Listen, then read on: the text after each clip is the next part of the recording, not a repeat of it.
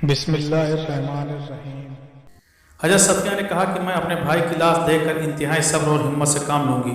ایک اور آواز گونجی، میرے چچا حمزہ نے قرابت کا حق ادا کر دیا اور نیک اعمال کرنے میں سبقت لے گئے۔ یہ وہ جملہ ہے جسے نبی کریم آقائے دو جہاں حضرت محمد صلی اللہ تعالیٰ علیہ وسلم اکثر دہرایا کرتے تھے۔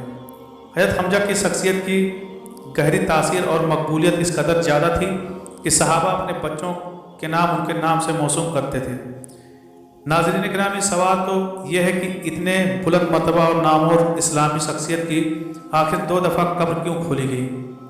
یہ تو سب جانتے ہیں کہ پیارے آقا محمد مصطفیٰ صلی اللہ تعالیٰ علیہ وسلم اپنے چچا سے بے حد محبت کیا کرتے تھے۔ ایک دفعہ ایک صحابی بارگاہ رسالت میں حاضر ہو کر عرض کرنے لگے، میرے یہاں لڑکی کی ولادت ہوئی ہے، میں اس کا نام کیا رکھوں؟ تو رحمت عالم صلی اللہ تعالیٰ علیہ وسلم نے ارشاد فرمایا، لوگوں مجھے اپنے چچا حمزہ سے محبت ہے، لہٰذا انہی کے نام پر اپنے بچوں کا نام رکھو۔ نبی آخر الجمع حضرت محمد صلی اللہ تعالیٰ علیہ وسلم کی ولادت سے 2 سال پہلے آپ کے چچا اور رجائی بھائی سید الشہداء شیر خدا حضرت سیدنا حمزہ بن عبد المطلب پیدا ہوئے۔ آپ کی کنیت ابو عمارہ تھی۔ آپ نہایت حسین و جمیل، دبلے پتلے، چوڑی چھاتی اور دراز قد تھے۔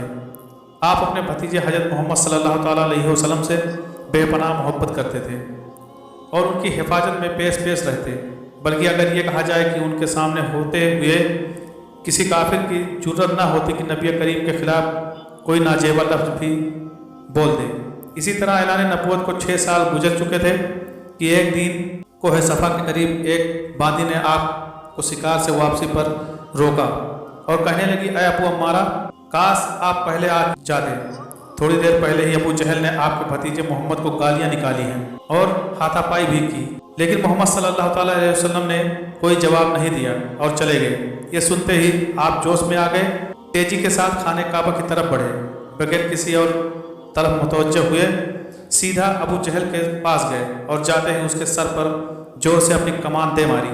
ابو جہل کے سر سے خون کا فوارہ نکل پڑا اور ساتھ ہی فرمانے لگے، آج سے میرا دین وہی ہے جو میرے بھتیجے محمد کا ہے، اگر کسی میں طاقت ہے تو مجھے روک کر دکھائے۔ آپ مدینہ تشریف لائے تو اسلامی لشکر کے پہلے علمبردار بنے۔ 2 ہجری میں ہونے والی پہلی جنگ میں آپ نے بے شمار کافروں کو جہنم واصل کیا۔ مکہ کے مشہور جنگجو اور پہلوان عتبہ کو حضرت حمزہ نے ہی ایک ہی وار میں ختم کیا، جس کے بعد پورے عرب میں حضرت حمزہ کی دھاک بیٹھ گئی۔ 3 ہجری غزوہ احد شروع ہوتا ہے کہ جس میں کفار غزوہ بدر کا بدلہ لینے کے لیے مسلمان پر حملہ کرتے ہیں۔ ان کا سب سے بڑا مقصد حضرت حمزہ کو شہید کرنا ہے، کیونکہ جتنا نقصان غزوہ بدر میں کفار مکہ کو انہوں نے دیا اور کوئی نہ دے سکا۔ جبیر بن مطعم نے اپنے غلام وحشی کو، جو کہ نیزہ چلانے میں ماہر تھا، اس کو لالچ دیا کہ اگر تم میرے چچا کو قتل کرنے والے حضرت حمزہ کو شہید کر دے گا تو اسے آزاد کر دیا جائے گا۔ ہندہ زوجہ ابو سفیان نے بھی وحشی کو کثیر انعام کا لالچ دیا، کیونکہ ہندہ کے باپ عتبہ کو حضرت حمزہ نے جنگ بدر میں قتل کیا تھا۔ چنانچہ وحشی نے حضرت حمزہ کو دھوکے سے کسی اور سے لڑائی کے دوران پیٹ میں نیزہ مار کر بے دردی سے شہید کر دیا۔ یہ سارا واقعہ اسی طرح بخاری اور مسلم میں روایت ہوا ہے۔ حضرت حمزہ کا پیٹ چاک کر کے ان کا کلیجہ نکال کر ہندہ نے چبایا، پھر ہندہ نے کافر عورتوں کے ساتھ مل کر حضرت حمزہ کے کان ناک کاٹ کر انہیں لکڑی میں پرو کر ان کے کڑے بازو بند اور پاجیب بنائے اور انہیں پہن کر مکہ میں داخل ہوئی۔ جب نبی کریم صلی اللہ تعالیٰ علیہ وسلم نے حضرت حمزہ کے جسم کو دیکھا تو آپ صلی اللہ تعالیٰ علیہ وسلم رونے لگے۔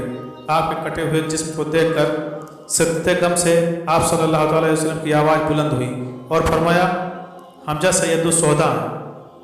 مسلمانوں ذرا ایک دفعہ اس منظر کو سامنے لائیں کہ جب حضرت حمزہ کی بہن حضرت صفیہ کو پتہ چلا کہ ان کے بھائی شہید ہو گئے، وہ ان کو دیکھنے کے لیے آئیں تو حضور اکرم صلی اللہ تعالیٰ علیہ وسلم نے ان کو اپنے بھائی کا کٹا ہوا جسم دیکھنے نہ دیا۔